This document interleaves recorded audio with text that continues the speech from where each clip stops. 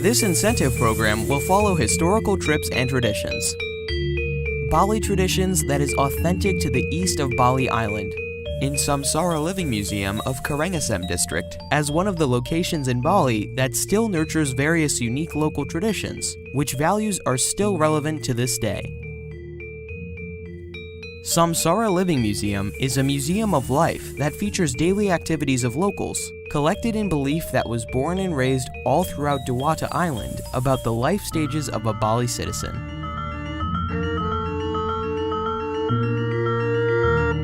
Before entering the area around Samsara Living Museum, tourists are given the opportunity to try and wear traditional clothing that originated from Karangasem. The traditional weaving patterns made from natural material and coloring gives a luxurious and royal look that also harnesses energy that can harmonize anyone who wears it and the surroundings. Along with it, Samsara Living Museum prepares a team who specializes in sterilizing the environment with disinfectants, along with the tools that will be used by the team and upcoming guests. Following COVID-19 health protocols that is combined with local traditions beforehand. The local protocols consist of washing hands using coconut shell buckets, then spiritual cleansing.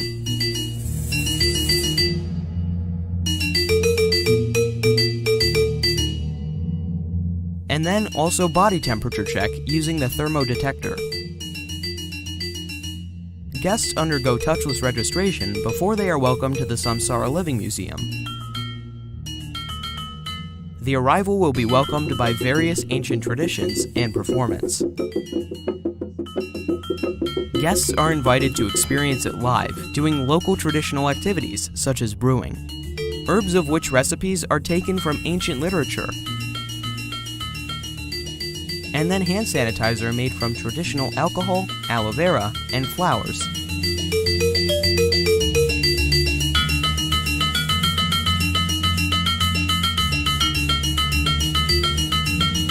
Alongside learning about Genjek, which is used to socialize by combining movement and sound.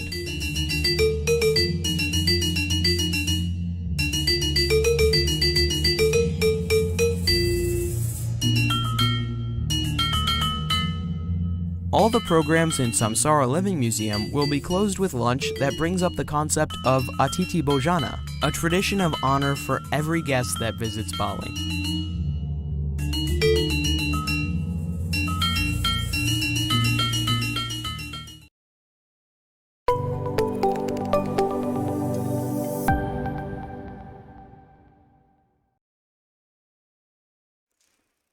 Oke, dari video tadi kita sudah tahu ya Wiswa bahwa Samsara Living Museum ini sudah menerapkan CHSE dan pastinya aman dan juga kondusif ya untuk siapapun yang ingin berkunjung nantinya. Nah, kalau boleh tahu Wiswa udah pernah ke sana nggak sih?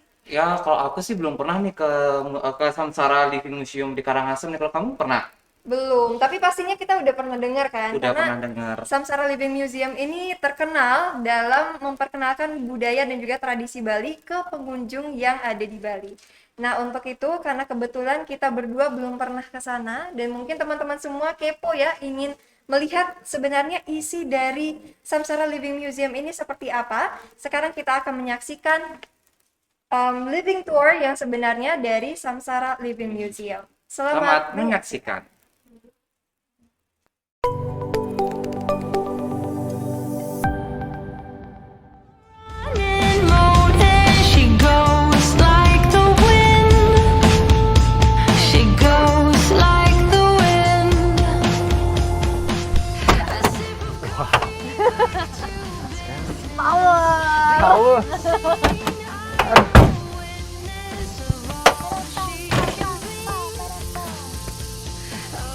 Apa ini, Syul?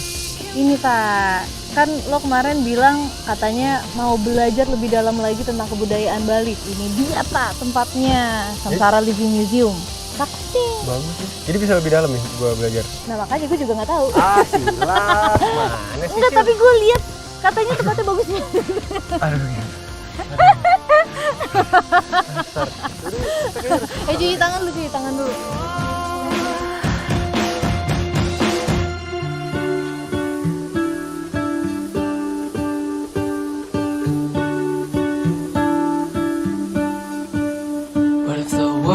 had more of your smile?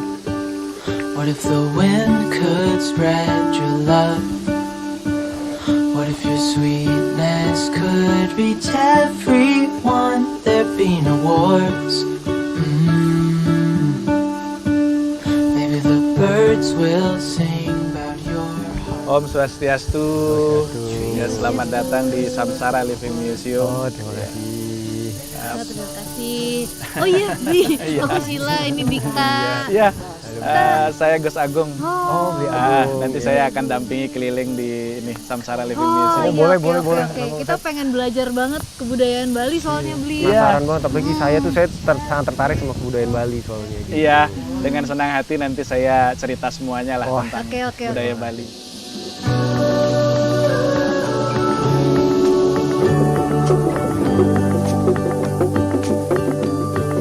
Dreaming of you.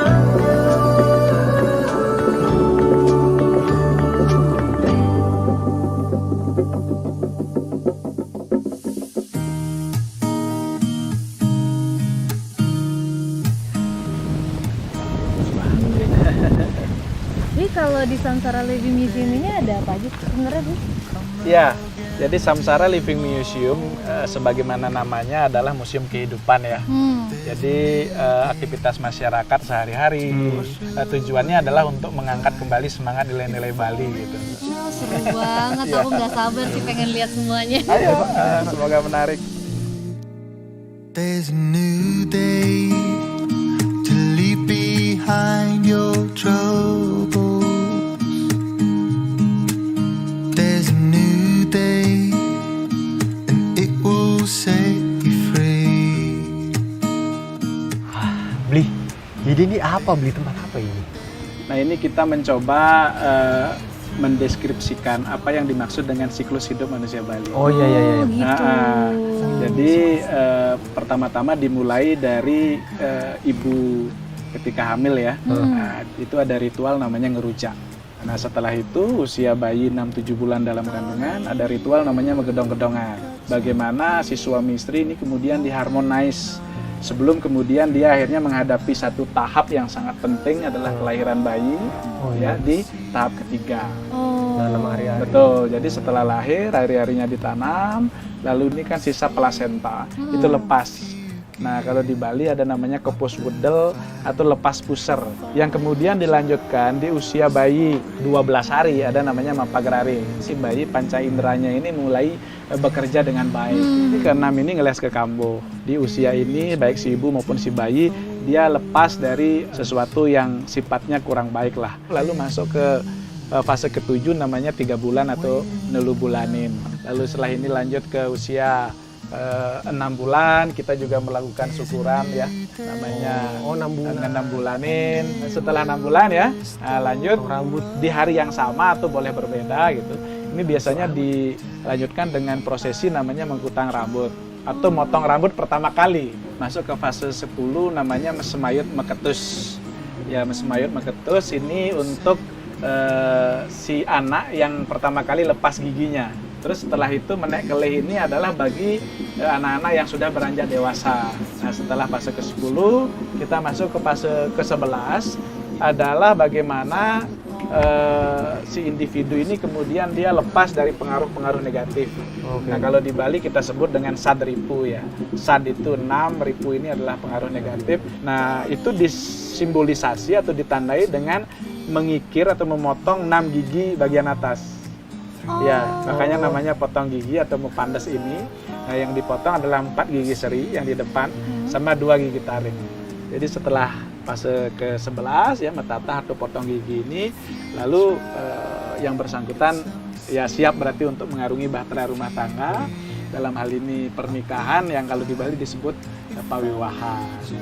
Ya, setelah pawiwahan ini ya ada fase namanya ngaben. Nah, ini mungkin agak familiar ya. Iya. Masih sejatinya tidak lain dan tidak bukan adalah bagaimana mengembalikan unsur yang ada dalam tubuh. Nah, harapan kita si fisik gitu ya daripada seseorang yang sudah meninggal ini menyatu atau kembali kepada alam. Nah, yang terakhir setelah secara fisik kembali kepada alam, adalah si rohnya sendiri. Ini yang fase terakhir adalah proses penyuciannya gitu. Ya, karena kenapa harapan kita setelah beliau melalui fase terakhir ini, bagi yang benar-benar perfect gitu ya, atau sempurna dalam hidupnya, beliau langsung menyatu dengan Tuhan Yang Maha Esa atau Ide Sang Yang Widi Wasa. Ya. Tetapi bagi yang mungkin belum perfect gitu ya, masih ada 1-2 kesalahan yang harus diperbaiki, maka diberikan kesempatan untuk lahir kembali. Ya, melalui lagi fase yang pertama kan, dikandung, lalu lahir dan seterusnya. Nah, siklus hidup manusia Bali inilah namanya samsara. Oh gitu. Ya. Bagus banget ya. Ya, jadi mulai dari dalam kandungan, lahir, tumbuh, lalu meninggal. Kalau menyatu akan sangat baik, tapi kalau ternyata masih harus memperbaikinya, lahir kembali. Nah, ini siklusnya yang namanya samsara.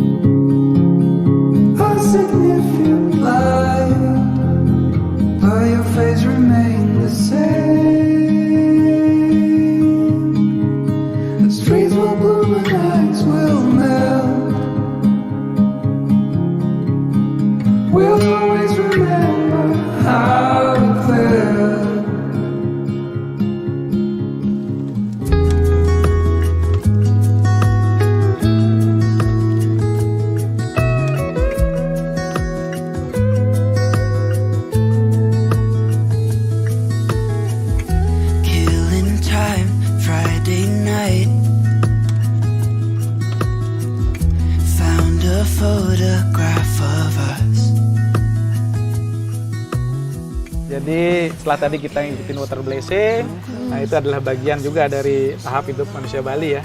Nah, bahwa di setiap tahapannya tidak pernah lepas dari peran tetabuhan, yang salah satu komponennya adalah hara. Nah, itu jadi oleh karenanya di tempat ini merekonstruksi bagaimana proses pembuatan arak secara tradisional. Bahwa arak yang dibuat secara tradisional ini diambil pertama kali bahannya dari nira kelapa. Kita fermentasi nira kelapanya selama 3 hari di sini. Nira ini akan didestilasi di tempat ini. Nira yang direbus ini akan naik ya. Lalu setelah di atas, yang ke sana dengan bambu kurang lebih 7 meter ini fungsinya adalah sebagai pendinginan. Lalu di ujung nanti kita akan mendapati sudah tetesan demi tetesan arak tradisional atau arak Bali ini. Menarik ya. Belum pernah lihat ya yang tradisional ya. Belum. Mau nyoba ya, Tak? Langsung coba nih, Pak. Iya, ayo kalau gitu. Iya, Biar seru nih harinya. Kita coba ya, Mas Dikta. Nah, ini kadar alkoholnya 40%. Ya. Ya, jadi yang pertama 70% biasanya netes, lalu yang terakhir 20, lalu di mix dia. Sehingga kita dapatnya 40%. Segitu dulu ya. Oh, segini aja ya? Kayaknya Jadi ada takarannya, dong, Blis. halo. Oke, coba.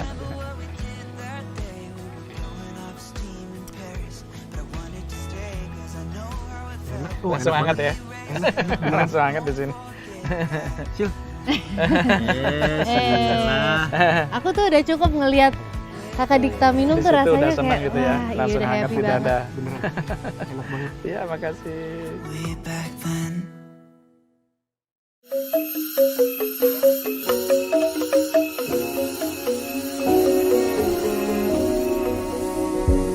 They say take me on a treasure hunt. I long for something new. Have you heard the fairies when they sing and dance? Oh, I wish it was me every night. Oh, dua gini ya. Mama robek. Wah, susah, guys. Sil, Hah? udah dong, gue lapar nih.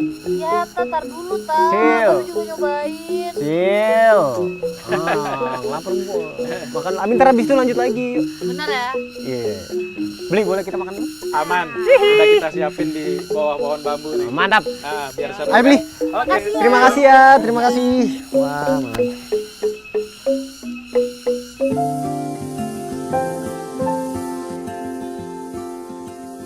Nah, ini Mas Dikta sama Mbak Sela. Jadi karena tadi bilangnya lapar, nah ini udah saya siapin nih. Iya. Wah, mantap nih, Bli. Ini khas makanan namanya belayang. Nah, belayangnya itu yang ini. Jadi dia dalamnya ada nasinya ya kayak lontong. Terus lauknya adalah ayam santan di dalamnya ini. Wah, Nah ini memang khas banget dari Desa Jungutan, namanya tempat kita ini, Karangasem, Bali. lapar tak? Banget sih. Kita lihat dulu ini ayam santan. Waduh, Sila. Dan ini sendoknya. Ya itu sendoknya terbuat dari bambu ya, tangkainya sama tempurung kelapa. Ini yang buat masyarakat sini juga. Betul. Nah nanti juga Mas Dikta ditemenin nih sama Gus Wes namanya. Dia salah satu generasi penerus pemain musik tradisional khas Karangasem namanya Penting. Ya, penting banget lah pokoknya gitu ya. Cuma ya saya mohon izin nih karena saya harus ada tamu di depan ya. Terima kasih. Saya mohon maaf, silakan dinikmati dan semoga berkenan. Apa? Terima kasih dulu ya. Aduh, enak nih, Pak. Katanya dicelupin gini sih. Emang dicelupin gitu? Katanya gitu. Bukannya dimasukin ke sini? Kayak apa, Kak? Saya enak sih, sumpah. Sumpah gue nggak bohong. Enak, asli. for it all.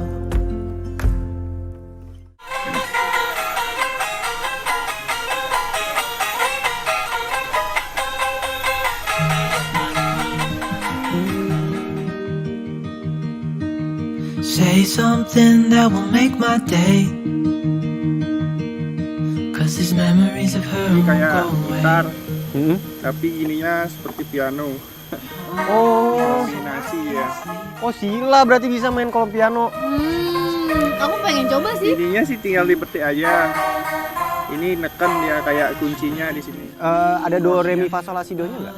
Ini beda gininya. Oh, Bukan gitu. do re mi fa sol la si do. Dia. Saya mau tanya deh, ini dari mata uang ya? Ya, Dari koin ya? Dari uang kepeng. Biasanya dulu dari uang kepeng, ini karena sudah pernah rusak. Ini dibuat dari logam Seribuan. sekarang ya. Ya. Wah, ini ada berapa? 1, 2, 3, 4, 5, 6, 7, 8, 9, 10, 11, 12, 13, 14, 15 ribu ini. Ininya doang. Keren. Koinnya doang. Boleh saya coba nggak, Bi? Ya, silakan. Can't move on.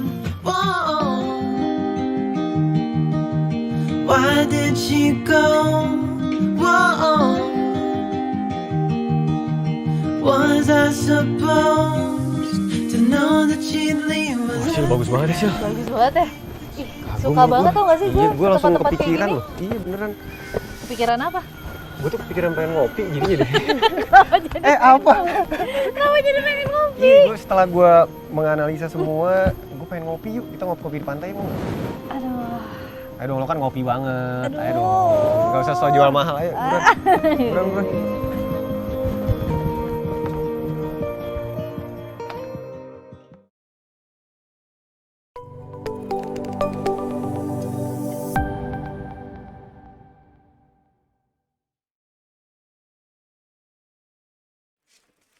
Nah, itu dia virtual tour dari Samsara Living Museum Bali. Nah, Lin, tadi kan dari kakak-kakaknya itu lagi sedang makan nih. Iya. Aku lapar no. Kamu punya Aduh, nggak? Oke, bentar. Ini nih Wisa. Waduh. Kasih nasi jinggo. Waduh, ada Nah, nasi jinggo nih. teman-teman yang nggak tahu nih, nasi jinggo adalah makanan khas dari Kota Denpasar, Bali. Jadi untuk teman-teman yang ingin berkunjung, nanti jangan lupa berkunjung ke Samsara Living Museum dan makan makanan khas yakni nasi jinggo. Oke, kita simpan dulu ya Wisa. Oke, nah acara selanjutnya ngapain sih nih Erin? Aku udah pengen cepet makan nih. Oke, sabar dong. Karena berikutnya kita akan menyaksikan talk show mengenai SDGs dalam ekspresi seni budaya Nusantara. Nah, nanti kita juga akan kedatangan founder dari Samsara Living Museum, yakni Bapak Ide Bagus Agung Gunartawa. Selain itu, kita juga akan mendengarkan materi dari Ibu Jasmine Okubo, selaku founder dari Kita Poleh. Dan juga talk show ini akan dipandu oleh Kakak Patricia selaku Executive Director Precious Island. Nah, tanpa berlama-lama lagi, kita panggil aja ini dia Kak Patricia. Halo. Halo. Gimana nih Kak? Udah cepat makan? Gimana nih? Udah cepat makan? Boleh. Mulai lagi nanti ya. Nah, gimana nih Kak tentang Samsara Living Museum? Kakak udah pernah kesana nggak sebelumnya? Udah berapa kali nih ketemu sama Living? Waduh, Kalian pengen nggak sih ke sana? Pengen. Pengen dong. Setelah nonton itu kita jadi pengen sendiri. Iya, Nanti mungkin kita bisa ke sana bareng Kak Pat. Gimana kalau nanti penutupannya rame-rame ke sana kalau nggak hujan? Oh, boleh. Boleh. Boleh. Nah, untuk teman-teman yang berada di luar Bali, yuk buruan ke Bali dan kita sama-sama mungkin ke Samsara Living Museum nih. Iya, apa kali tahun depan ya? Conference tahun depan.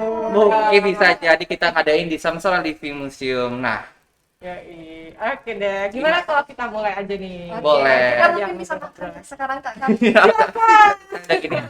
Selamat Kak. Terima kasih. Halo Jasmine, sama Wigun, sama teman-teman semuanya yang ada di sini. Halo. Aku Patricia nih teman-teman, buat yang baru ketemu pertama kali. Terus aku lagi pakai bajunya menari untuk Bumi GYC. Sekarang iklan ya. Kayaknya bisa langsung aja ya dari Jasmine. Gimana nih? Ada mau nampilin video kayaknya ya Jas ya? Boleh lah, boleh video dulu deh. Biar teman-teman ada bayangan. Oke. Boleh langsung ditampilin?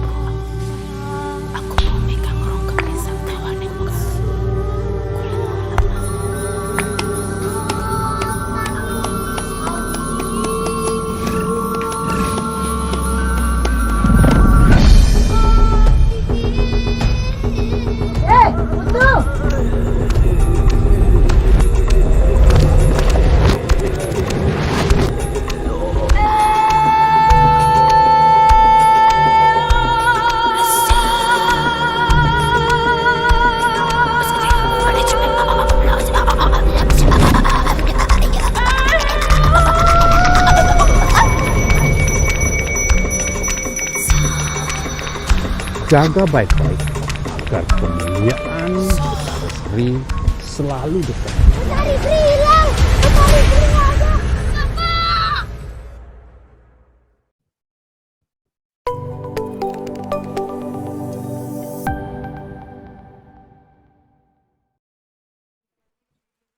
Wih, keren banget video sampai tadi aku lupa ngenalin Jasmine sama Wigun. Sorry. Jadi Jasmine ini teman-teman, seperti tadi udah di-mention sama MC, Jasmine itu foundernya dari Kita Poleng nih. Nanti Kita Poleng itu apa? Jasmine bakal jelasin lebih banyak Kita Poleng itu apa dan tentang videonya juga yang tadi, karena bagus banget ya, itu pastinya pengen tahu nih. Kalau Beligun sendiri itu juga founder dari Samsara Living Museum. Samsara Living Museum itu apa dan kenapa bikin Living Museum? Nanti Beligun juga bisa cerita ya. Aku ke Jasmine dulu kali ya. Jasmine, boleh nggak sih diceritain lebih lanjut videonya itu ngapain, terus dibuat dalam rangka apa, dan kaitannya dengan acara kita hari ini tuh apa, Jasmine? Silakan. Ya. Selamat pagi semuanya. Terima kasih teman-teman, Beli Agung juga terima kasih. Saya baru kenalan sekarang tapi saya pengen sekali berkunjung. Iya, Selamat pagi dan terima kasih juga kesempatannya Patricia, Ari dan semua teman-teman. Nah, menceritakan dan sebelum saya perkenalan diri, video tadi adalah sebetulnya rangkaian dari Pekan Kebudayaan Nasional. Jadi kami kali ini dapat kesempatan untuk bikin karya dan kebetulan temanya adalah sandang, papan, dan pangan. Maka dari itu kami mencoba mengangkat nilai-nilai yang ada di Subak, yang ada di Bali. Dan kami juga kolaborasi dengan beberapa seni, yaitu seni dalang, terus tari, visual, komposisi musik, dan sebagainya. Jadi kami mengemas satu karya dalam output film tari yang mulai tayang sejak tanggal 26 November. Jadi teman di YouTube budaya saya. Kalau ada waktu silakan dinikmati. Terima kasih. Wih, keren banget. Kita bisa nonton di mana tadi ya? Di YouTube channel budaya saya atau di pkn.id. Wah, kayaknya teman-teman nanti abis gini bisa langsung dicek-cek ya. Bisa langsung ditonton selengkapnya videonya. Terus Jasmine, itu bisa apa namanya, kalau dari kita Poleng sendiri itu sebenarnya apa sih kita Poleng itu, terus ngapain aja gitu? Kalau dari Jasmine gimana? Kita Poleng itu adalah salah satu komunitas yang bidangnya di seni pertunjukan, tapi kami juga mengerjakan visual seperti audio visual ya, film bentuknya gitu. Tapi kami juga membuka ruang untuk teman-teman difabel, khususnya teman-teman tuli. Jadi ada beberapa sahabat-sahabat kami dari teman-teman tuli yang ikut terlibat berkarya bersama di ruang kita Poleng. Tapi intinya dari komunitas kami teman yang di bidang yang berbeda, baik itu musik, baik itu seni visual, baik itu teman-teman tuli, baik itu desainer, semua teman-teman itu sangat kami membuka pintu untuk saling kolaborasi untuk menghasilkan karya. Baik dari filosofi kita Poleng itu sendiri kan ada filosofi berbeda, namun kita bisa menjadi satu untuk menghasilkan karya yang menarik. Gitu. Wih, keren banget nih Bligun, kayaknya udah nggak sabar buat kolaborasi nih Bligun. Saya ingin berkunjung syuting di sana. Iya. Sebenarnya malah udah kita mohon bantuan kalau sama Mbak Jasmine, waktu sama Dayu Ana. Oh gitu, ya kapan deh saya mampir beli. Yang nari di bawah itu di Tulamben di bawah air laut. Oh iya benar. Itu kan saya yang minta bantuan lewat Dayu Ana itu. Dibawa ke kedalaman laut bukan. Keren banget memang. Keren banget. Oke deh, kalau gitu kita langsung kenalan dulu ke Bligun ya, Samsara itu apa, terus mungkin ada beberapa cerita-cerita yang Bligun mau sampaikan nih sambilan terkait dengan video yang tadi kita udah tonton bareng. Silahkan Bligun. Ya baik, terima kasih Om Swastiastu. Assalamualaikum warahmatullahi wabarakatuh ya. Salam Global Youth Conference yang kedua ya, Pet ya. Ya, hari kedua yang kedua. Nah, hari kedua yang kedua. Jadi pertama-tama saya ingin apresiasi dulu. Ini ada Patricia, kemudian yang saya kenal ya. Tentunya banyak pasti tim Bandung Bondowoso-nya yang bergerak. Tapi ada Ari yang saya kenal, Mbak Nesia dan sebagainya. Terima kasih sekali lagi sudah mempersembahkan satu forum yang luar biasa buat kita semua. Khususnya ini kan bicara future ya, karena bicara youth gitu ya. Dan kami sendiri di Samsara memang sejak terbesar itu ya harus berangkat semuanya dari kekuatan atau semangat generasi muda. Nah oleh karenanya lah tidak ada alasan untuk saya atau kami tidak mengambil peran di dalam forum yang luar biasa ini. Juga senang sekali bisa tandem hari ini sama Mbak Jasmine ya.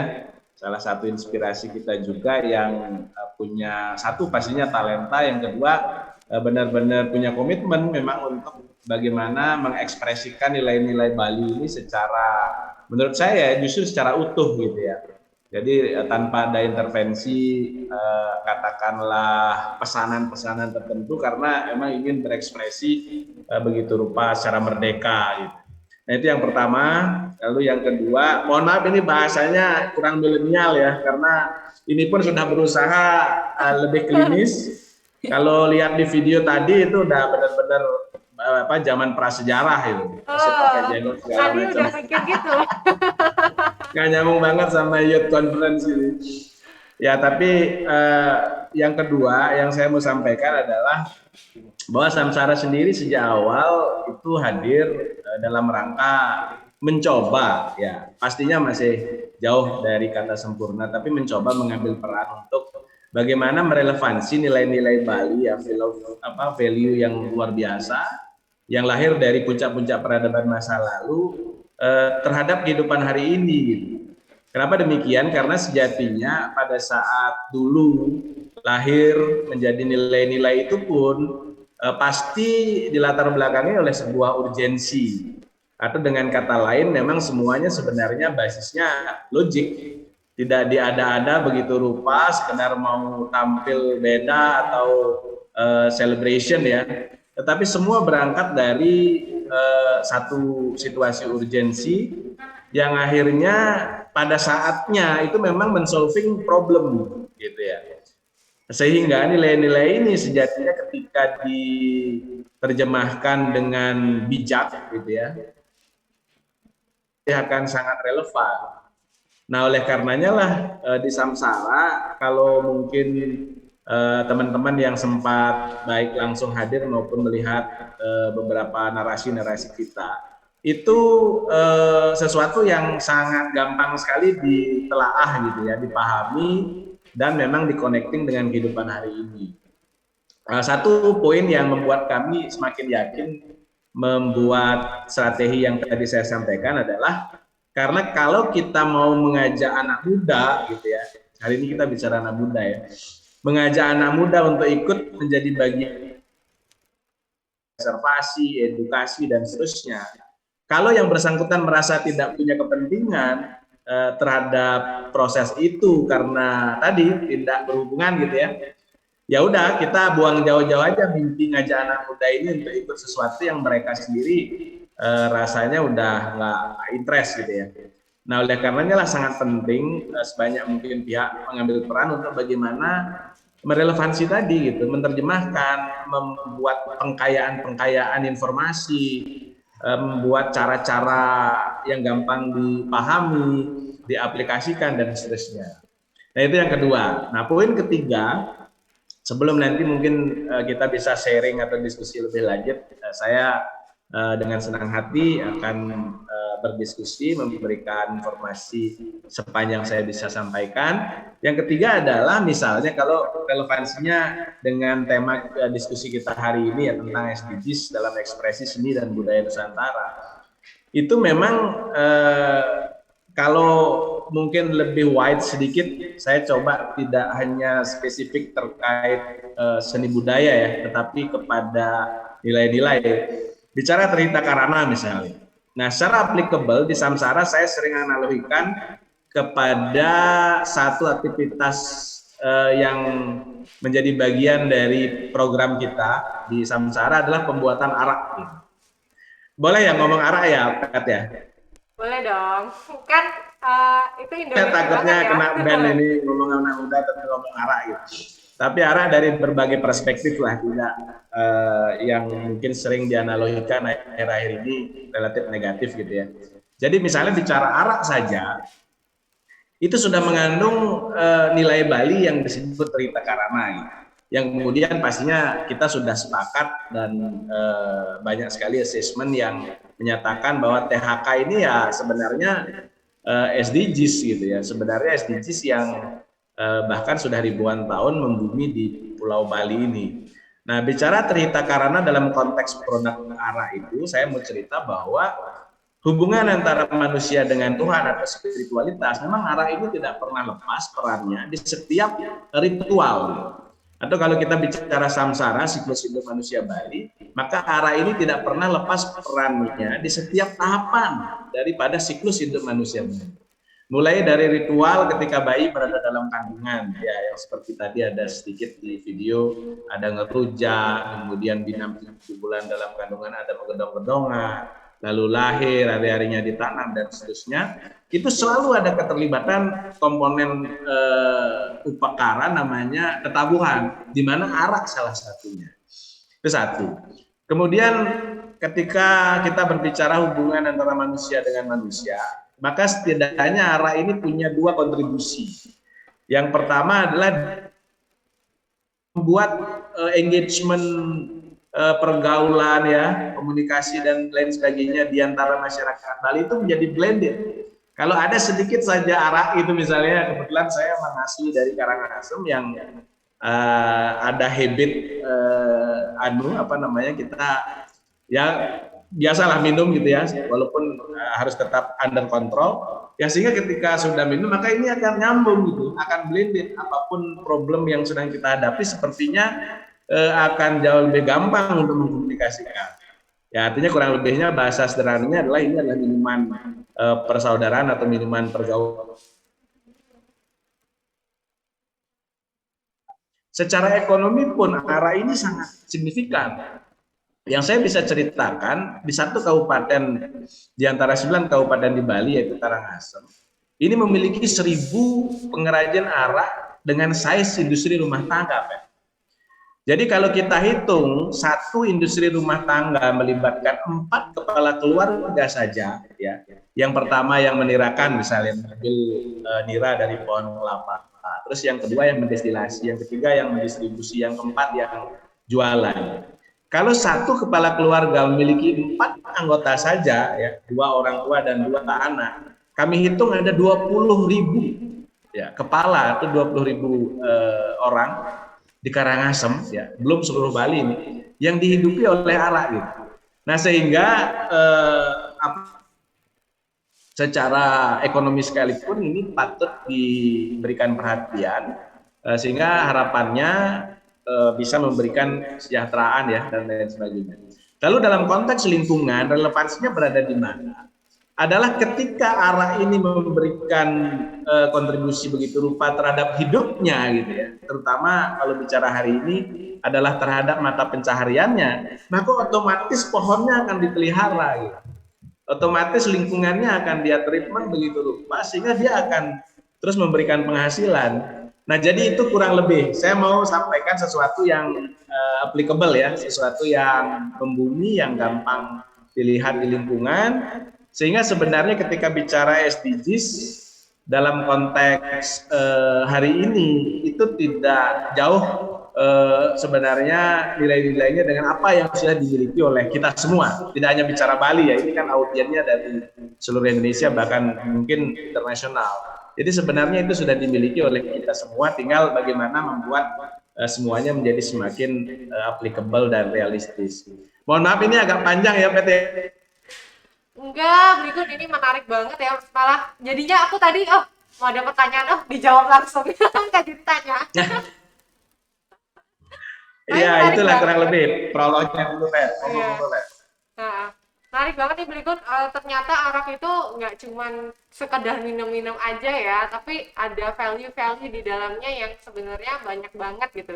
Jadi nanti kita lain kali kalau ketemu arak jangan asal mikir ini jelek gitu, tapi sebenarnya ada banyak value di baliknya. Nah sebelum kita lanjut lagi nih sama Bligun, dari Jasmine kan banyak nih kayak cerita yang bisa digali-gali ya. Aku pengen tanya nih Jasmine sebenarnya asalnya dari mana sih, terus kenapa memilih di Bali dan kenapa memilih untuk mengekspresikan tari Bali gitu Jasmine? Mungkin bisa cerita dari awal dulu nih Jasmine. Ya, jadi sebenarnya saya sering dipanggilnya Jepang KW karena saya sebenarnya aslinya orang Jepang, tapi saya bisa dibilang tidak terlalu banyak tahu budaya Jepang karena saya lahirnya numpang, besarnya numpang, jadi saya adalah sebenarnya produk KW gitu. Namun kenapa saya bisa akhirnya sampai di Pulau Bali ini adalah sebetulnya pas ketika saya umur 3 tahun, kebetulan orang tua saya juga suka traveling gitu. Terus salah satu pulau yang dikunjungi adalah Bali ketika saya usia 3 tahun. Nah saat itu saya pertama kali melihat kesenian Bali dan bukan kesenian yang pertunjukan yang sifatnya buat tourism, tapi saya kebetulan sekali melihat calon arang di salah satu upacara di Bali gitu. Dan ketika saat itulah saya bilang kepada orang tua saya bahwa saya kayak sepertinya saya ingin menjadi penari Bali gitu.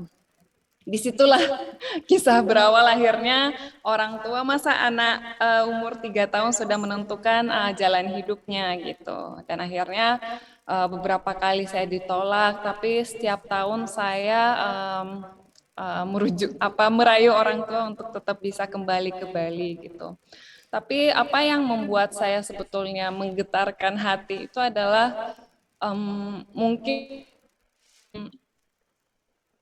taksu ya, di tari Bali itu taksu itu kalau di bahasa Indonesia kan itu jiwa-jiwa yang hidup ya dalam seni tari Bali yang menurut saya itu satu kelengkapan yang besar baik dari gerakan, baik dari kostum, baik dari hiasan yang sudah ada di pura, baik dari iringan musik. Jadi satu kesatuan yang em, lengkap, baik itu penonton dan ritualnya sendiri itu sangat mistis. Mungkin itu yang menggetarkan hati saya ketika saya usia 3 tahun.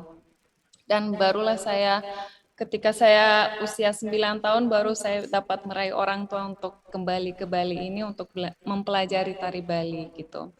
Namun dengan berkembangnya waktu, saya pikir namanya perubahan zaman, perubahan era, tapi di dalam proses karya kita pernah lepas dari tradisi Bali, filosofi Bali, atau nilai-nilai budaya dari Bali. Jadi kami tetap berakar dari kultural yang ada di Bali itu untuk dikemas kekinian, karena dengan berkembangnya waktu ini sangat susah ya untuk teman-teman milenial ini untuk, maaf sekali ya kucing saya ikut Oh, kirain itu dari sini, aku sampai ada lihat ada kucing. maaf ya. Jadi untuk bikin kemasan yang mudah untuk dicerna teman-teman anak-anak muda milenial ini adalah mungkin dengan bikinnya seni pertunjukan kekinian gitu. Dan kami selalu dalam karya Kita Poleng ini mencoba untuk memberikan pesan-pesan gitu. Jadi tidak sekedar hanya sebuah pertunjukan yang entertainment, tetapi bagaimana kami dapat mengedukasikan melalui karya seni gitu. Seperti itu. Jadi kami juga sering menggunakan membuat kostum dari bahan-bahan daur ulang, atau kalau kami nggak dapat membuat kostum dari bahan daur ulang, tapi nilai dari coba tetap menyampaikan sesuatu gitu. Itu sih. Keren banget. Kemarin juga kita sempat kolaborasi ya Jasmine untuk yang menari untuk bumi, itu mungkin juga bisa dijelasin nih Jasmine. Oh iya. Kenapa sih Kita Poleng mau nih kolaborasi sama GYC bikin kompetisi tari, dan apa sih esensinya dari kompetisi tarinya itu? Mungkin ada teman-teman yang dari kompetisi yang join juga pagi ini. Iya, satu hal emang kami kita semua ini kena dampak pandemi, terus banyak sekali teman-teman muda yang masih sangat punya potensi di bidang seni tari itu, sempat aktivitas mereka tuh sempat tidak terjalankan. Terus akhirnya kita sama GYC mencoba untuk bikin ini kompetisi tari yang temanya tetap ada kaitannya dengan bumi atau sama lingkungan gitu ya, lebih tepatnya. Terus akhirnya kami mencoba membuat lomba tari ini dengan tema menari untuk bumi gitu. Namun sebetulnya waktu awal-awal tuh banyak sekali kadang kita membuat tema lingkungan gitu, terus namun kadang pula kata menjaga lingkungan saja kadang rasanya tuh sangat jauh sekali dengan kehidupan kita sehari-hari gitu. Padahal sebetulnya kalau kita mencoba melihat kembali itu sebetulnya sangat sederhana dari kita sendiri sebetulnya. Jadi bukan berarti kita harus menjaga lingkungan terus kita harus membuat rasanya sesuatu yang berat, kita harus pungut sampah kemana gitu ya, walaupun kami melakukan kegiatan-kegiatan seperti itu, tetapi untuk lebih ada dampaknya itu adalah sebetulnya dari kita sendiri gitu kan, harus menggerakkan.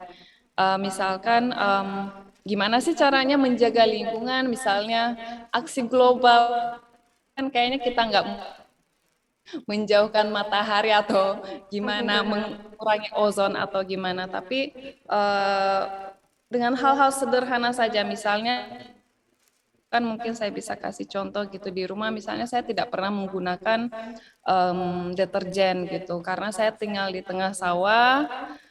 Terus kemarin juga kebetulan saya bikin karya tentang subak, itu sebetulnya dari kita sendiri, bagaimana kita menjaga lingkungan dari hal-hal kecil.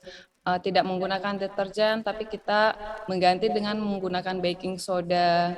Kadang saya pakai abu, habis kayu bakar saya kayak samsara gitu. Gunakan kayu Kocak bakar nih. masaknya, terus abunya itu direndam di air, airnya itu bisa kita gunakan untuk cuci baju sebetulnya. Jadi hal-hal yang sederhana yang kita bisa lakukan seperti bagi sampah organik dan sampah biasa. Jadi sampah organik saya buang aja ke halaman rumah saya, terus itu tumbuhlah akhirnya tomat dan lain-lain. Itu kan sesuatu yang sangat sederhana sekali yang kita dapat bisa melakukan gitu. Seperti itu. Bener banget. Jadi maksudnya ya kami walaupun tetap buat kompetisi Bumi Menari ini, tapi saya pengen juga teman-teman yang telah terlibat itu tidak sekedar membuat karya tari, tetapi makna-makna untuk merawat bumi itu sebenarnya apa sih? Bukan sekedar membuat, tapi melakoni juga. Itu sangat penting sekali gitu, menurut saya. Gitu. Bener banget nih Jas. Harus mulai dari rumah. Karena itu yang paling gampang dan paling dekat sama kita ya. Mungkin dari Jasmine sama Bigun mau saling menanggapi nih. Tadi kan udah cerita banyak nih Bigun sama Jasmine. Silakan. Kalau menurut Bigun gimana? Kalau dari Jasmine ngeliat Samsara gimana gitu? Mungkin dari Bigun dulu kali ya. Bigun gimana Bigun? Ada yang mau ditanggapin nggak nih? Saya rada kurang bagus dengarnya tadi, bisa diulang ya? Bligun gimana nih? Ada yang mau ditanggapi dari Jasmine? Tadi kan Jasmine udah cerita panjang lebar nih. Mungkin dari Bligun apa sih yang pengen disampaikan ke Jasmine sambil ngobrol-ngobrol santai kita pagi ini?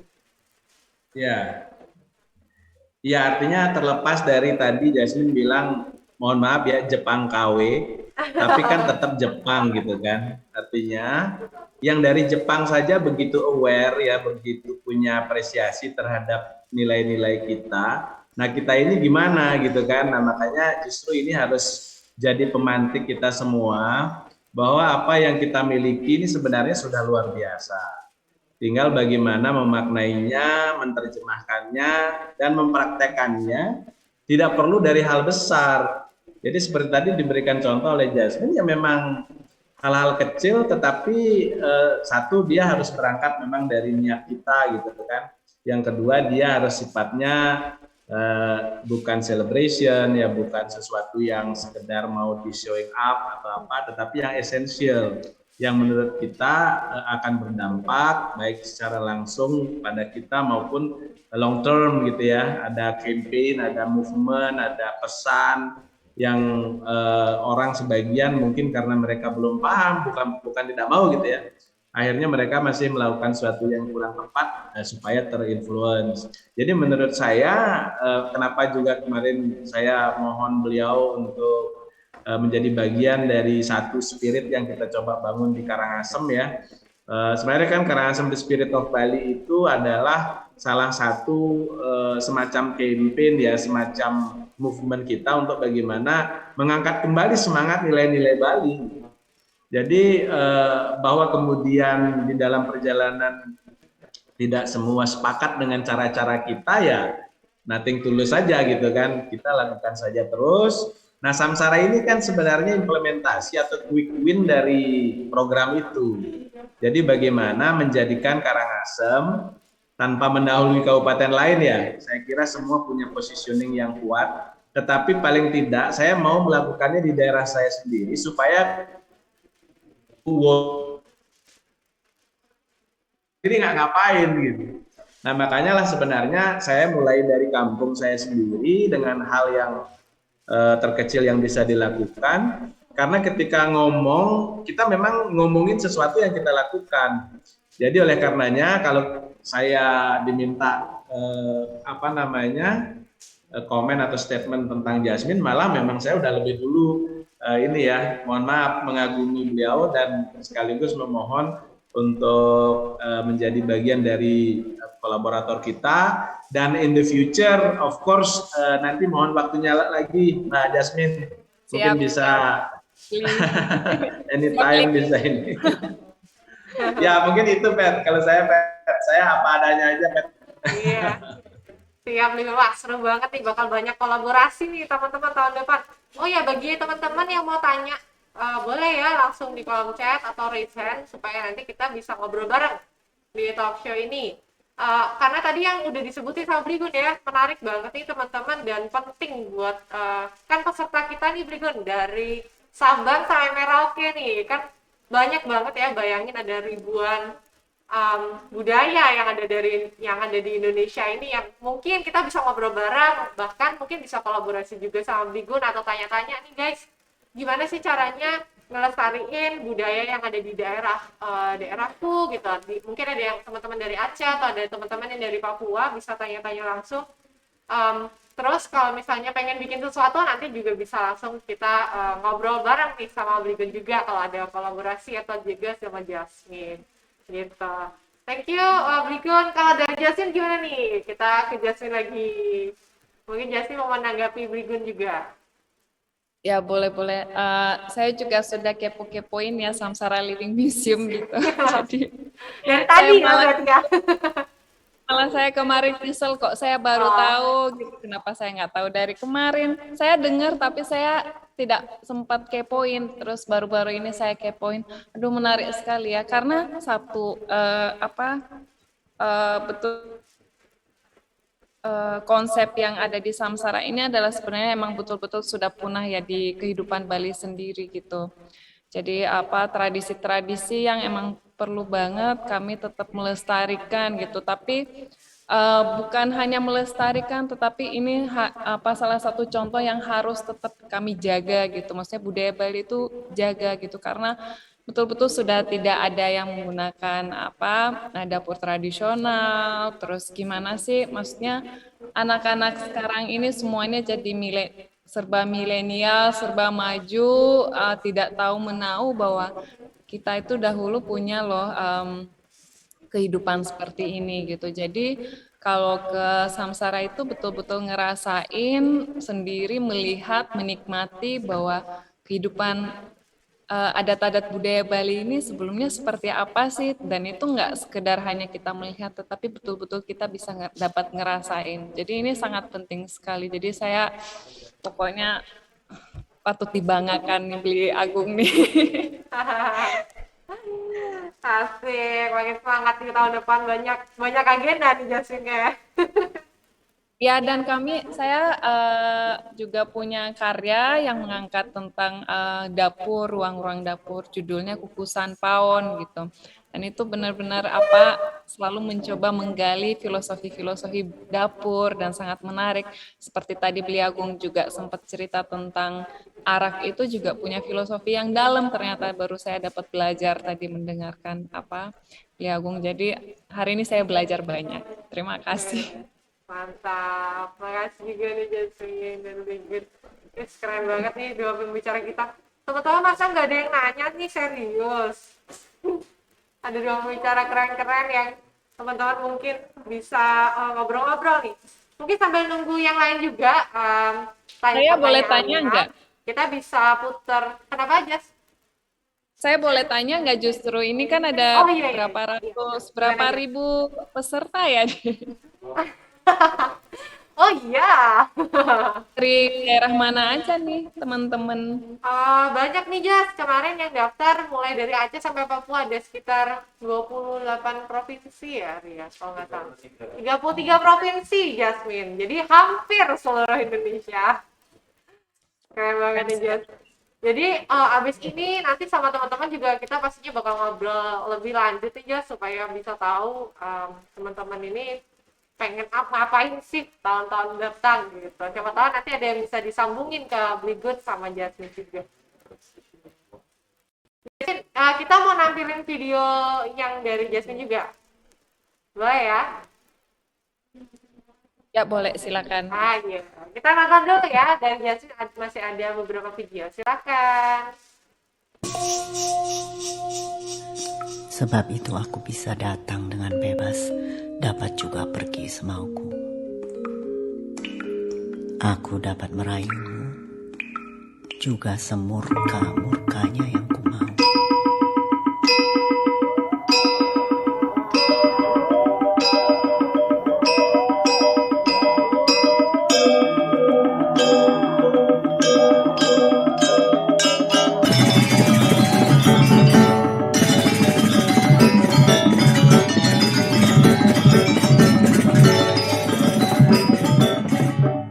biarkan engkau lupa.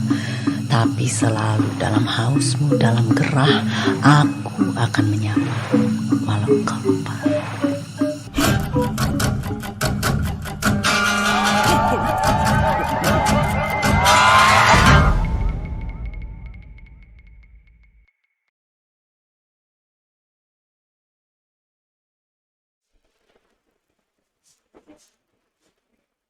Wah, keren banget nih karya-karyanya.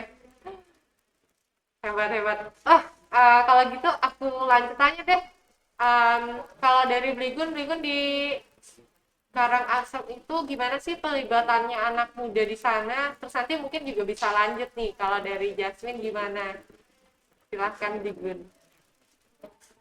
Ya, keterlibatan anak muda ya, Pet ya? Ya, di Samsara. Iya, iya. Ya justru seperti tadi saya sampaikan, memang program ini akan punya future ya, akan punya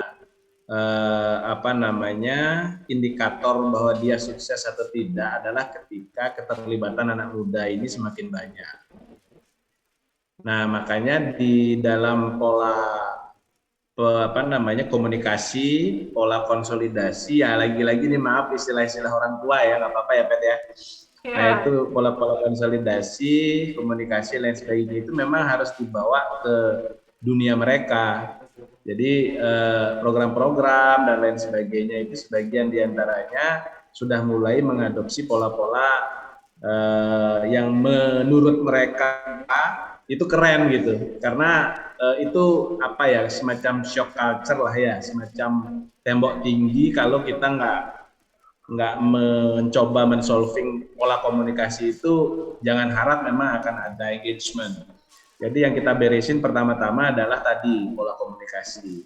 Nah yang kedua memang peran para pihak gitu ya. Kebetulan saya sendiri hobi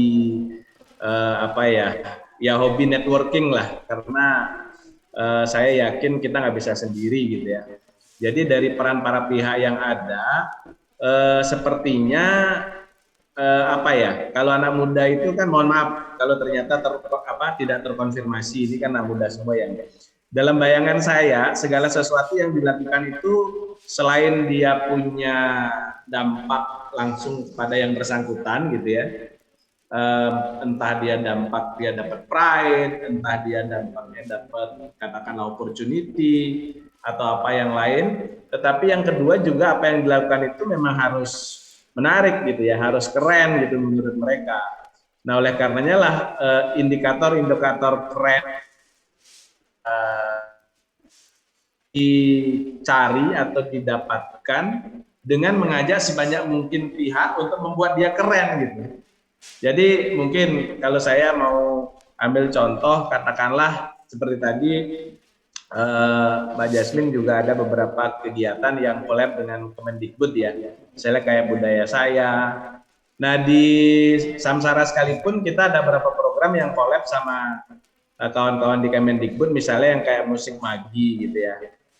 Kayak musik magi itu juga program regulernya Kemendikbud sama teman-teman di Indonesia Creative Cities Network, ada Panca, ada Ayub dan lain sebagainya. Nah itu kita mulai ngangkat misalnya musik penting nih. Penting kan dipakai juga sama Mbak Ayu Laksmi ya. Which is itu memang sebenarnya cukup cukup berakar lah di Karangasem. Kita nggak bisa klaim yang mana ini asli mana, itu asli mana, agak sulit. Tetapi paling tidak di Karangasem ini sangat berakar karena memang berelasi dengan sejarah baik kerajaan dan sebagainya di Karangasem. Yang hari ini itu sudah sangat mengkhawatirkan. Kemarin saya coba ngangkat penting ini di salah satu event di TDC ya. Walaupun effortnya pasti tidak segampang dengan cukup menghadirkan sanggar yang dekat-dekat sana gitu ya. Karena kita harus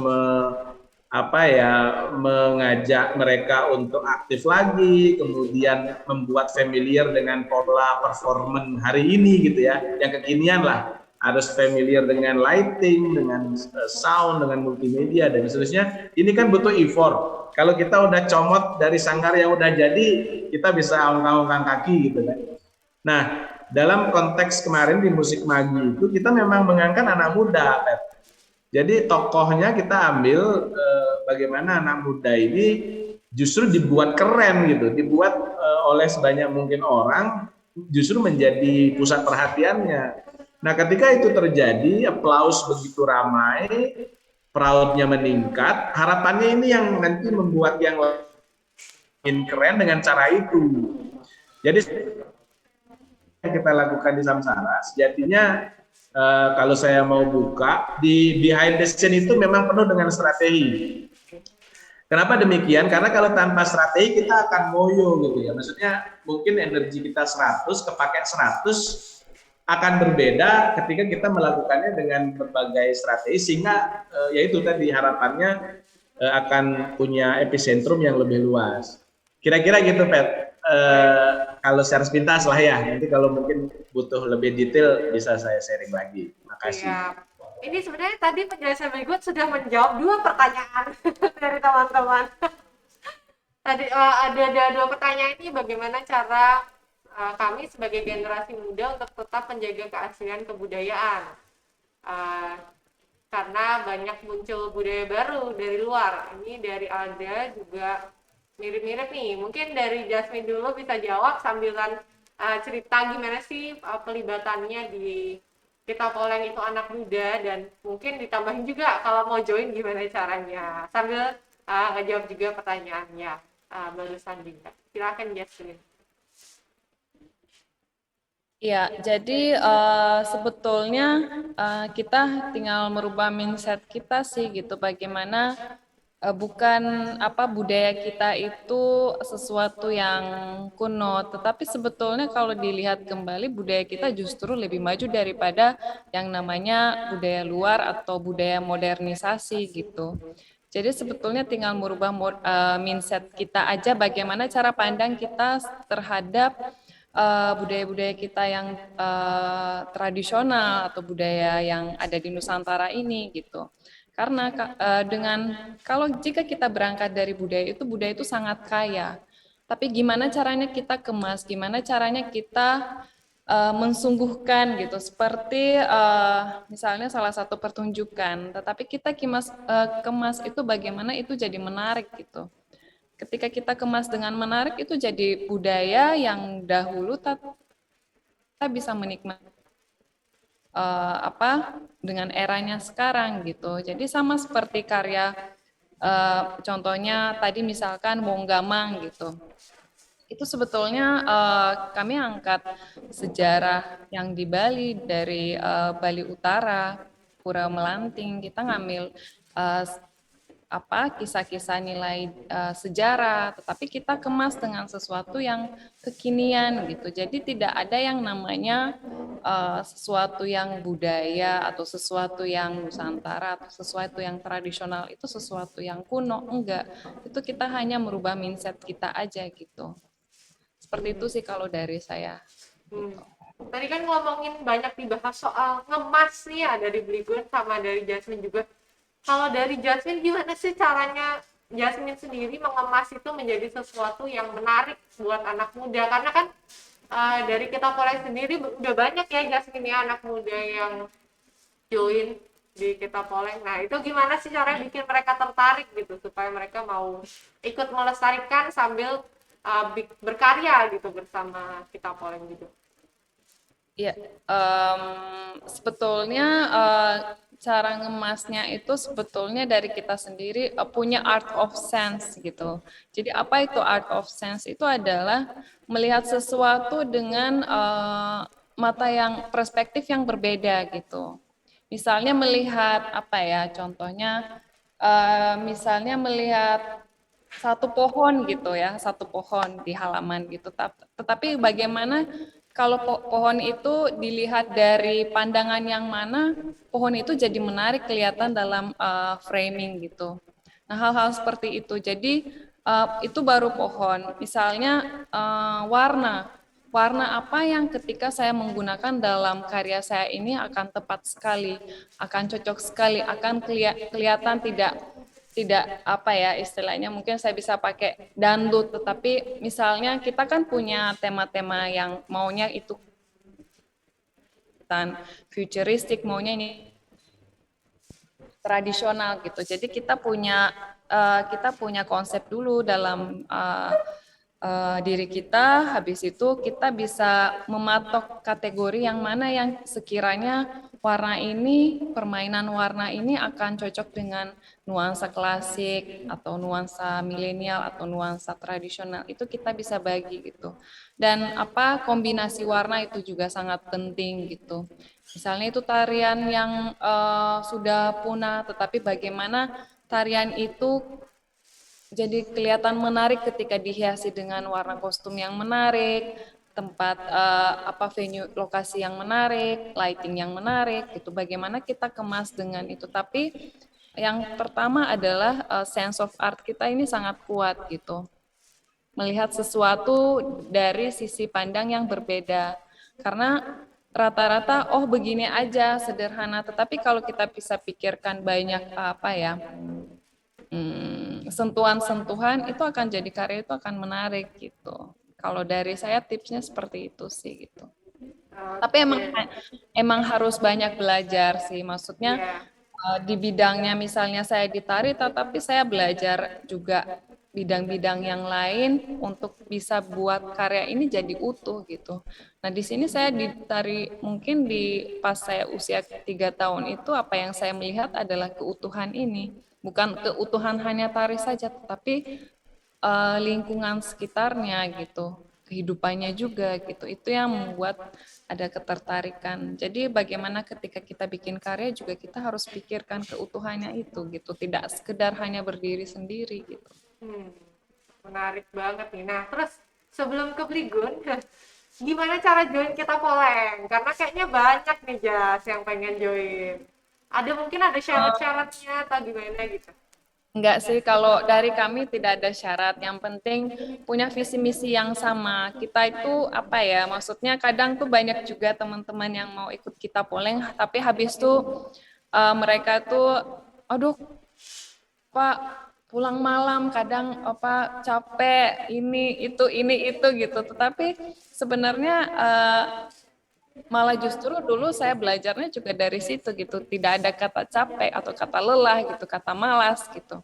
Intinya bagaimanapun sesederhana kita, tetapi kalau kita punya kemampuan yang tinggi, keinginan besar untuk belajar juga, itu sebetulnya bisa ngalahin itu. Sebetulnya intisari dari untuk join itu, maksudnya tidak join ya, intisari untuk kita mau jadi sukses adalah pengalaman gitu. Seberapa banyak pengalaman yang kita raih itu yang akan membentuk kita gitu. Jadi sebetulnya sama juga untuk masuk Kita Poleng, kita nggak ada syarat apa-apa, yang penting kemauan tinggi gitu, ingin belajar dan fight untuk tetap cari pengalaman. Dan saya juga ngelaluin pengalaman yang seperti itu. Saya belajar ke sini, saya belajar ke situ, tapi saya tidak pernah memikirkan untuk meraih sesuatu, tidak. Tetapi pengalaman itu sangat penting gitu untuk membangun kita, untuk membangun yang tadi itu art of sense gitu. Tanpa pengalaman kita nggak akan paham sense gitu sih. Yang penting keinginan tinggi ya Jasmine ya, itu penting banget tuh. Nanti kalau udah ada keinginan pastinya ada jalan, bener ya Jas ya. Ya. Thank you nih Jas. Kalau dari Bligun ya, aku lanjut ke Bligun. Gimana sih kalau dari Bligun caranya untuk menarik lebih banyak minat generasi muda? Tadi kan Bligun udah banyak cerita tuh sebenarnya. Mungkin bisa to the point nih Bligun. Gimana sih caranya Bligun itu bikin teman-teman muda yang ada di sekitar Karangasem itu atau mungkin daerah-daerah lain itu mau lebih bangga gitu mungkin ya sama budaya kita sendiri gitu, supaya kita nggak kebanyakan modernisasi gitu, ikut-ikutan aja. Karena sekarang kan lagi kayak ngetren itu ya, yang ngetren terus habis itu lupa sama diri kadang-kadang. Gimana gitu? Mungkin saya mau coba lebih di hulu sedikit, Pet, bahwa memang satu tempat yang di dalamnya ada manusianya, ada alamnya, ada peradaban ya dan lain sebagainya, itu memang harus ditemukan dulu positioningnya.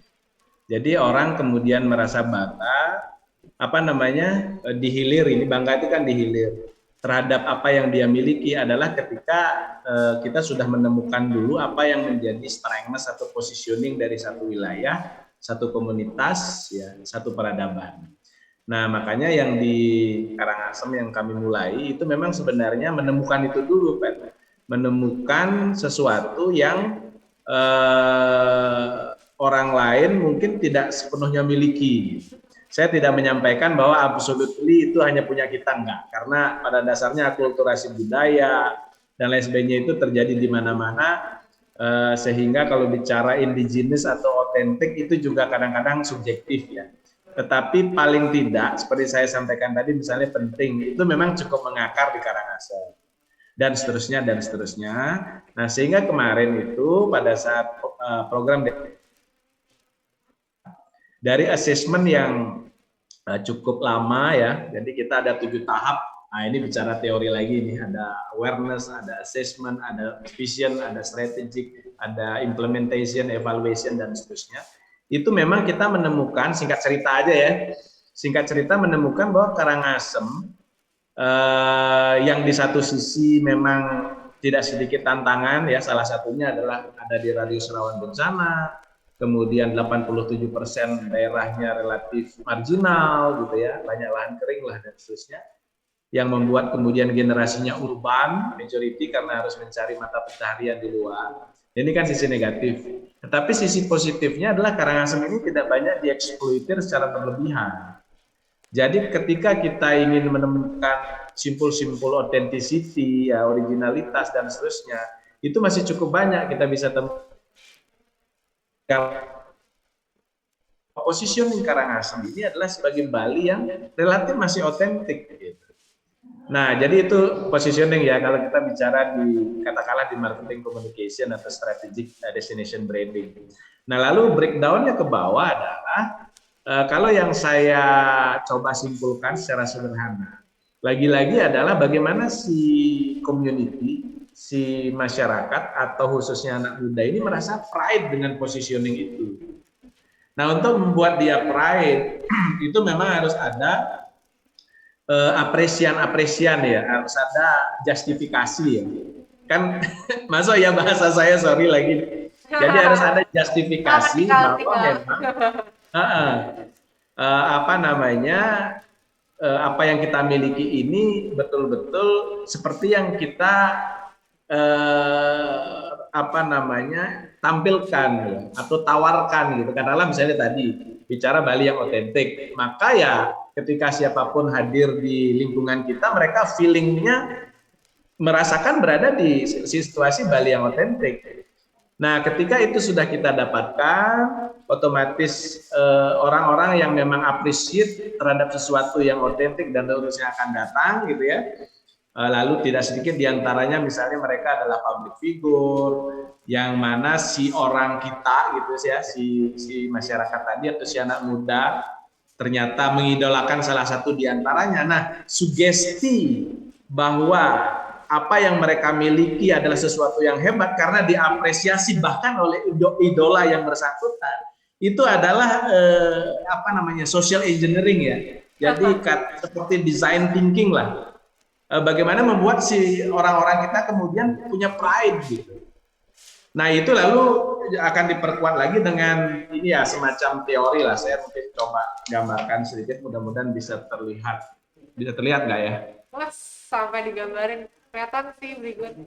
Ya, kurang lebihnya kayak gini gitu. Jadi saya ini meminjam salah satu strateginya di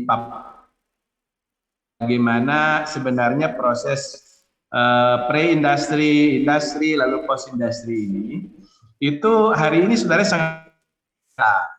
Nah, kita itu berada kira-kira Indonesia overall lah, di mana Bali salah satunya. Itu berada di sini kita, Pet. Jadi berada dari pre menuju industri, tapi belum industri banget gitu. Nah, sementara yang Europe, Western dan lain sebagainya, Amerika ini sudah berada di sini, tetapi justru sedang mengarah ke post. Nah, di mana indikator post dengan pre ini sebenarnya 11-12 mepet. Sehingga analogi saya, uang yang industri atau yang negara maju segala macam sedang OTW to pos gitu ya, artinya orang semakin appreciate terhadap sustainability, terhadap apa namanya originalitas dan lain sebagainya. Ya kita nggak perlu kesini lagi dong. Uang nilai ini dengan ini 11-12 kok. Artinya apa? Artinya menurut saya, ya sudah kita shortcut saja to the post industry, which is indikatornya berada sama dengan kue yang kita hari ini masih sangat kental.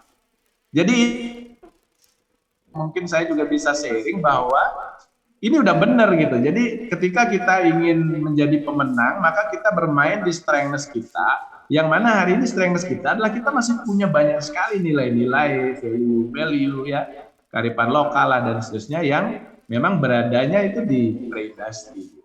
Kira-kira itu, Pet, mungkin secara sistematis lah pola-pola yang kita lakukan. Ngena banget nih Beli Gun. Intinya kan perumpamaannya ya, yang gampangnya nih teman-teman. Jadi diri sendiri ya Beli Gun ya. Iya, iya.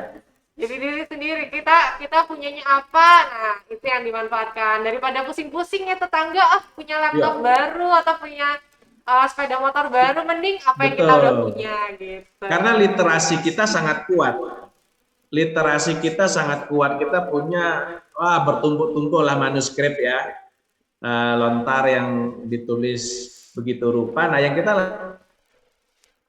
melakukan diskusi-diskusi pengkayaan tentang ini. Memang itu effortnya tidak gampang ya.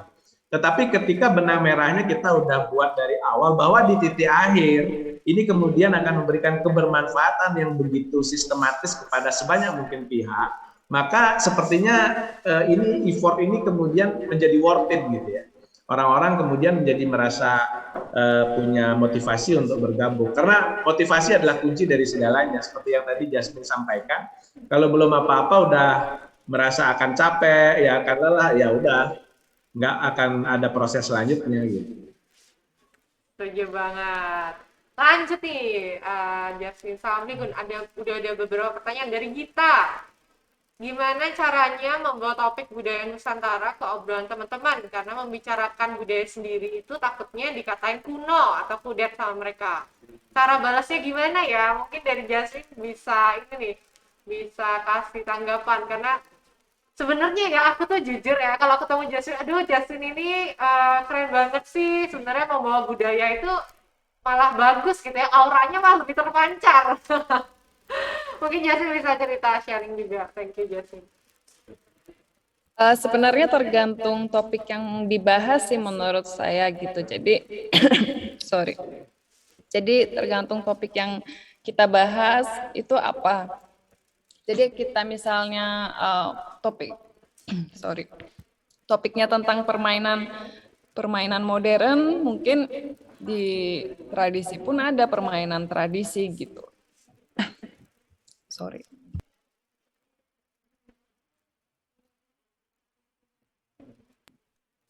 Maaf. Minum dulu Jas. Minumnya harus keluar nih, minta air hujan, kan ada topik itu juga. Tinggal gini-gini ya. Iya, jadi bagaimana sebetulnya ya itu kembali lagi saya tadi bilang, katakan bahwa kita merubah mindset kita, bahwa kalau lawan teman kita topik Nusantara itu jadi sesuatu yang kuno, ya kita bisa merubah sebagai orang yang salah satu generasi muda. Salah loh, sebenarnya tidak kuno loh gitu. Jadi gimana caranya kita sebagai membanggakan nilai-nilai Nusantara itu, kitalah yang mampu untuk memberitahu kepada teman kita bahwa itu tidak sesuatu yang bukan kuno gitu. Apa yang saya ngerasain juga kemarin itu, ternyata di Bali itu ada namanya payung sukup, itu caping, tapi bentuknya yang tadi mungkin sekilas sempat lihat di video Betara Sri, itu ternyata sudah punah dan banyak orang bilang, Kak Jasmine ini kok menarik sekali ya bentuknya, bikin di mana gitu, konsepnya apa loh, ini kiri yang sudah punah di para petani itu tidak menggunakan lagi gitu, udah bisa dibilang udah jarang dapat melihat gitu di lingkungan pekerjaan sawah gitu. Maksudnya Tapi mereka pikir, oh ya saya pikir ini karya baru, sesuatu yang bentuknya modern gitu Pak. Tradisi Bali yang zaman dulu digunakan oleh para petani gitu. Jadi kita sebetulnya yaitu mindset kita aja, sesuatu yang kita sebetulnya merasa kuno itu, tapi ternyata tidak gitu. Itu sih kalau dari saya gitu. Setuju banget ya, sama ya sebenarnya kayak mengenai petani nih. Petani kan biasanya dikecilin banget ya nggak sih teman-teman? Petani itu miskin, petani itu gini gitu. Padahal petani itu keren banget. Kalian tuh makan kan ada petani gitu. Sama nih kayak budaya juga ya. Kita nggak akan ada di sini kalau nggak ada budaya ya. Kalau dari Beli Gun mungkin mau menambahkan dari yang sudah Jasmine sampaikan. Ya, nyambung lagi yang tadi sebenarnya Pat, bahwa kita ini nggak akan kekurangan literasi ya, tidak akan kekurangan bahan baku narasi, storytelling, konten-konten yang sangat menarik untuk dikembangkan. Nah, oleh karenanya lah saya mau introduction bahwa even Samsara Living Museum sejatinya ketika bicara global big picture-nya atau grand strategiknya sebenarnya adalah hanya part of Indonesia Living Museum.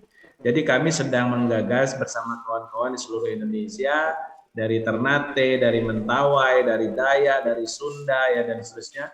Itu satu ekosistem yang namanya Indonesia Living Museum.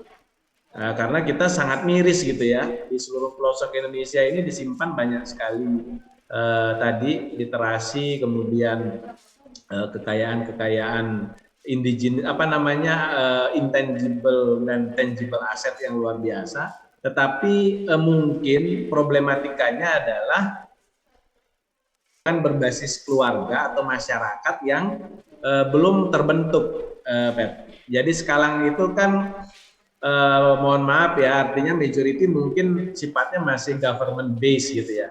Jadi bahwa pola-pola pengembangan itu banyak sekali bergantung dengan program-program pemerintah dan lain sebagainya. Yang satu pasti akan sangat terbatas karena coverage dari budgeting dan seterusnya government ini kan juga limited. Yang kedua mungkin saja tidak sepenuhnya bisa merekam kebutuhan atau cara pandang masyarakat itu sendiri gitu. Karena dia program based, ada template lah. Sementara kan di medannya gitu, maksudnya di lapangan itu sangat dynamic ya. Setiap masyarakat punya caranya sendiri untuk mengekspresikan konten atau kearifan lokalnya. Nah, oleh karenanya lah kami mencoba membangun rumah bersama ekosistem di mana di situ akan terjadi transformasi informasi satu dengan lainnya. Jadi Samsara sendiri kan sebuah konsepsi sebenarnya. Di situ ada pola pengembangan yang kami buat seperti modul. Jadi seperti modul yang bisa diadopsi kapan saja di mana tempat di Desa Jumutan, bukan hanya karena kebetulan saya berasal dari sana ya, tetapi karena Jumutan ini berada di Karangasem, yang mana Karangasemnya sendiri sudah seperti tadi saya cerita relatif challenge ya dibandingkan kabupaten kota yang lain di Bali. Nah, Jumutan ini adalah yang termasuk yang terchallenge di Karangasem gitu. Lokasinya sangat remote, hanya 10 km dari puncak Gunung Agung, berada di radius rawan bencana, kemudian masyarakatnya juga masih sangat awam ya ketika harus diajak transformasi ke pola-pola manajemen ya yang profesional dan seterusnya. Nah, tujuannya adalah supaya ketika di situ saja bisa gitu ya, di tempat yang begitu challenge saja bisa, harusnya di tempat lain yang jauh lebih settle akan bisa. Jadi bohong besar kalau kita mau install program katakanlah misalnya di 1-2 daerah di Indonesia yang punya keterbatasan gitu ya, paling tidak dari accessibility, dari SDM, itu dengan prototipe yang kita bangun di tempat yang begitu settle, ya sudah pasti itu tidak akan gampang diimplementasi di tempat-tempat tadi. Jadi itulah kira-kira menurut saya bagaimana ya sesuai pertanyaan yang juga kebetulan menyinggung keterlibatan pemerintah. Menurut saya memang pola-pola pengembangan budaya berbasis keluarga atau masyarakat ini yang harus dibuat semakin sistematis. Saya kira itu, Pat. Ya, banyak PR-nya nih yang bisa dilakuin bareng-bareng. Ada dari Abdul Farid nih teman-teman, tapi pertanyaannya apa ya? Soalnya ini lebih ke pernyataan nih.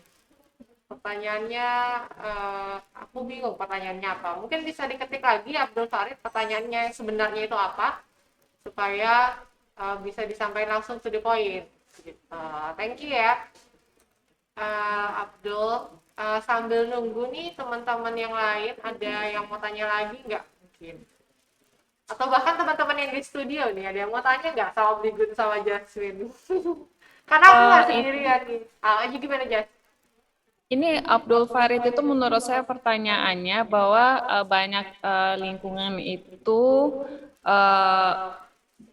malah terhalang oleh program pemerintah, mungkin pemerintah bikin jalan atau apa, mungkin maksudnya seperti itu kali ya. Oh, oke. Mungkin Yasmin bisa langsung menanggapi. Ini sebetulnya, menurut saya ini sebetulnya agak berat ya, karena ya bagaimanapun itu kadang itu orang daerah tersebut itu tidak bisa melawan gitu. Jadi emang menurut aku sesuatu yang sangat penting untuk di apa ya, di conscious ya, karena ada satu industrial, satu mereka pengen menjaga orang-orang daerah tersebut yang sudah tinggal di situ, seperti misalnya Kalimantan gitu kan banyak sekali hutannya, tetapi banyak sekali industrial masuk untuk apa istilahnya merusak hutan-hutan yang ada atau lingkungan yang ada gitu. Itu ya salah satu menurut saya salah satu permasalahan kita semua sih sebetulnya gitu. Di satu sisi ada kebutuhan, tapi di sisi lain juga lingkungan itu juga sangat penting gitu. Emang saya berharap juga pemerintahan Indonesia ini bisa apa ya, bisa mempertimbangkan hal itu gitu. Jadi kita juga di Indonesia ini sangat kaya akan suku, mereka punya apa hutan-hutan yang sangat besar gitu. Maksudnya disayangkan sekali jika hutan-hutan itu harus dibabat gitu. Jadi menurut saya itu emang harus di apa ya, ya saya nggak tahu ya kalau masalah pemerintahan, tapi ya kita pemerintah itu harus sadar bahwa lingkungan itu sangat penting gitu, utamanya daripada industrial gitu sih kalau dari saya. Thank you, Jasmine. Jadi ini nih, jadi ada pertanyaan juga nih. Kalau menurut Bligun, gimana sih baiknya kita itu sebagai masyarakat, apa ya, apa yang kita bisa lakukan mungkin untuk membantu pemerintah itu juga bisa berpikir seimbang gitu ya, bahwa alam itu penting, orang-orang yang tinggal di dalamnya itu bergantung sama alam di sana. Jadi jangan asal misalnya buka penambangan baru gitu, atau buka hutannya jadi lahan pertanian baru atau gimana gitu. Mungkin dari Bligun ada yang bisa di sharingkan dari sana juga. Ya. Ya, saya kira ini memang kan kalau bicara SDGs, terutama triple principle of sustainability itu kalau tidak salah kan sosial budaya, lingkungan dan ekonomi ya. Betul, Pat ya.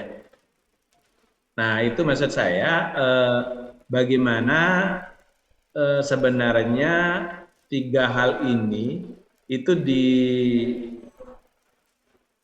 semakin inline.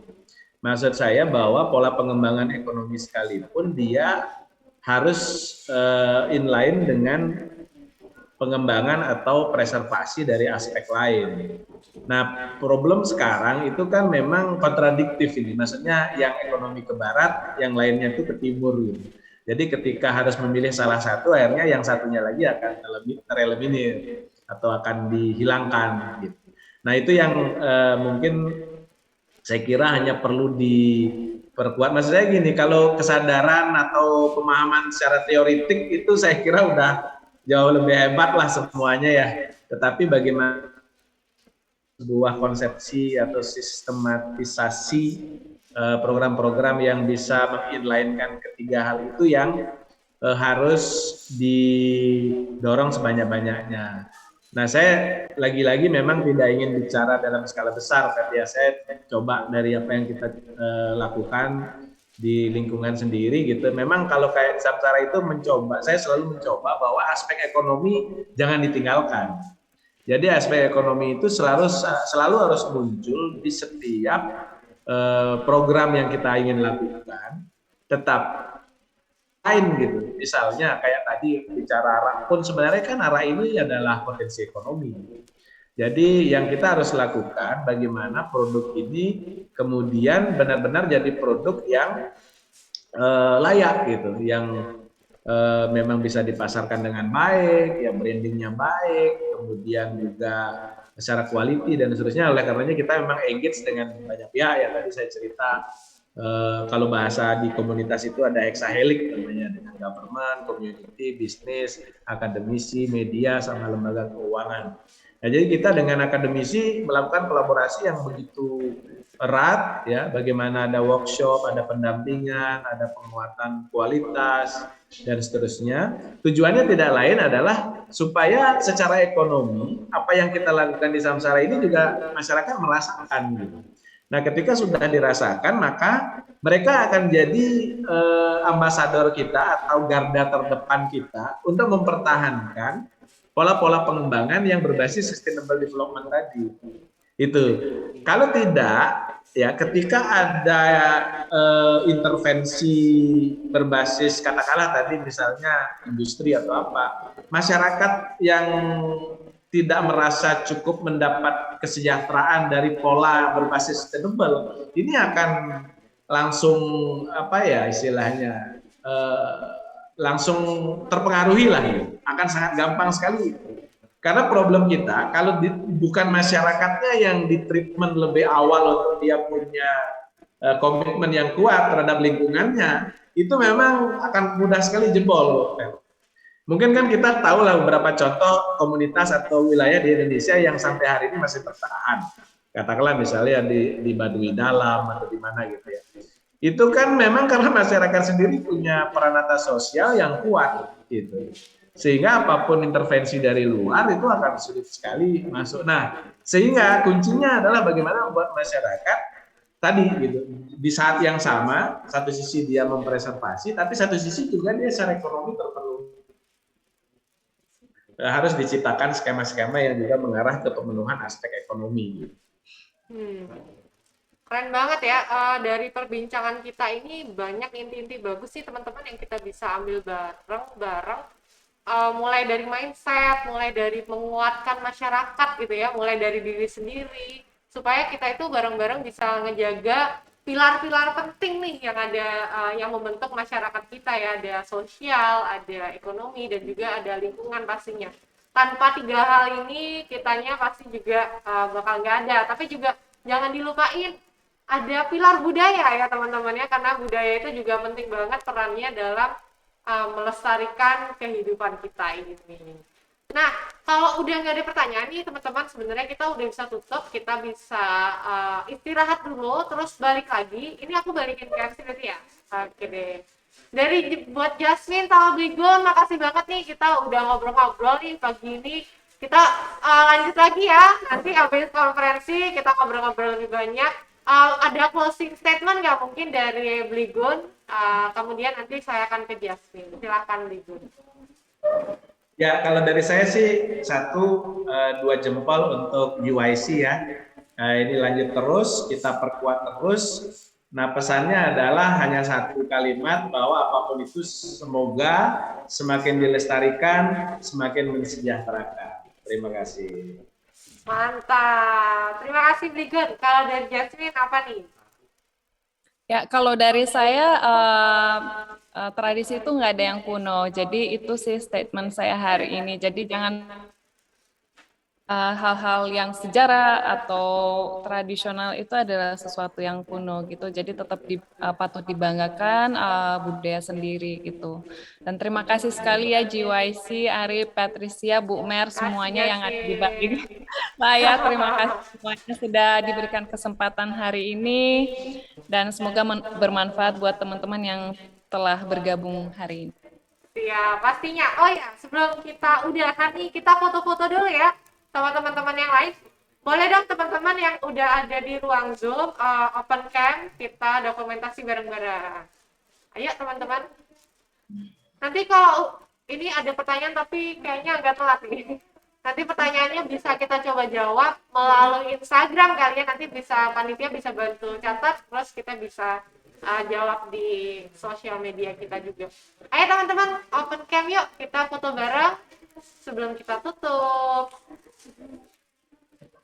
Iya, jadi sambil open cam mungkin saya ada satu pesan ya buat teman-teman, kan ini di sini semuanya anak muda-muda yang sangat meneruskan masa depan kita ya. Jadi saya pesan bahwa kalianlah yang menjalankan, melestarikan apa yang tadi Beligung sampaikan gitu juga. Maksudnya kalianlah yang salah satu generasi muda yang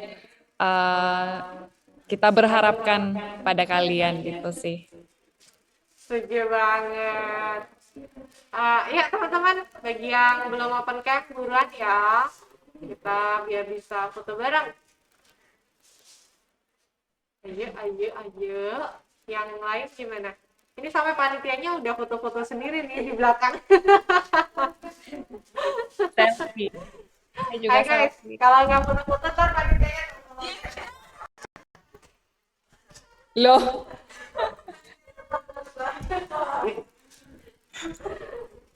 Jadi juga foto-foto. Ya, Tidak mau udah kalah. dibalik. Dibalik.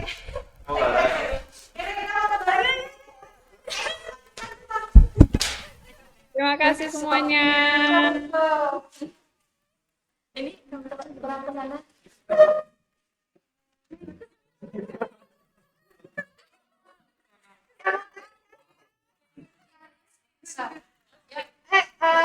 Mohon bantuan ya teman-teman. Ini perlengkapannya.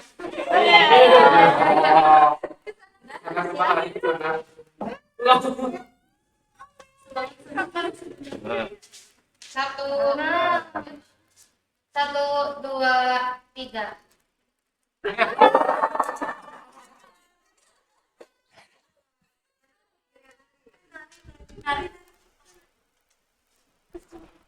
Oke, udah.